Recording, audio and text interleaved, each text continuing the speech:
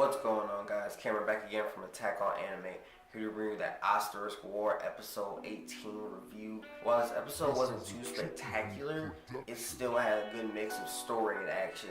The action part is definitely Ayato and Ulyss's match going against an academy with some pretty tough students. Like, one of them is literally a knight and he can summon a horse and his own weapon and his armor. That reminded me a lot of Gulat from Akame Got Killed, which I was just like, oh my god, that's a great, like, if that's like a parody, like, kind of like, you know, innuendo Easter egg, I would hope so, because that was like too perfect if it was. Ulyss's way of taking him down was pretty tactical. She essentially like overheated him. She cooked him from the outside because he was like charging through her firewalls, and she knew that being inside that suit, he wouldn't be able to take the heat forever. So that was great planning on her part. It made perfect sense. Ayato essentially was just a better swordsman. Like, with Haruka's training, it's just like not many swordsmen can match him. He said that this guy would be a good match, like, against Corinne, and he's just like, you may be able to take her on. So he's like, you may not even be stronger than Corinne, and Corinne is the only other swordsman besides my sister who I can think can, like, you know, top me or beat me, or at least match me. Speaking of Corinne and Saya are still looking for Flora. They're looking through abandoned buildings. Ayato gets a hint from Irene saying that she may not be in these abandoned buildings that they're looking through. She may be in a place called Roadlick, because that it blends illegal and legal matters together, so it makes it harder to find because it's like hiding in plain sight.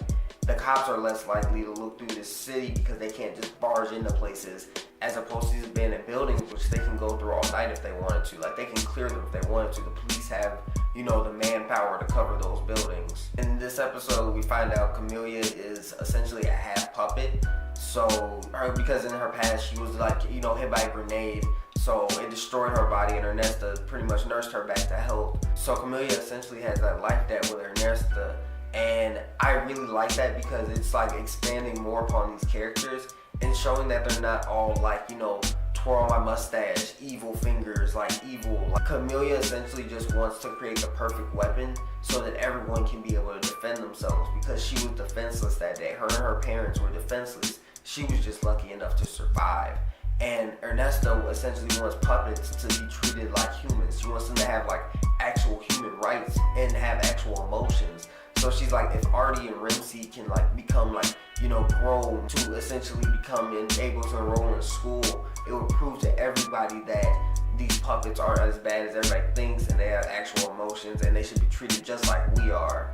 But yeah, the episode ends with Ayato being pursued by a Silverly Dirk's like intelligence squad, and they're trying to capture him, and he's headed off by a mysterious girl. We don't know her name yet, but I'm interested to find out who that girl is, because she seems to know way more than she leads on to. Like, she looks like she's all innocent, and I can't just wait to find out like what she knows, because it seems like she kind of came out of nowhere, like at the perfect time while Ayato was being chased, and knew that he was being chased. It's just like, it's too coincidental. And in this anime, you can't really trust everyone you come across, because it took me a while to get used to like trusting Claudia, and I still don't fully trust her, because you obviously know that she has like her own motives and things that she wants to accomplish.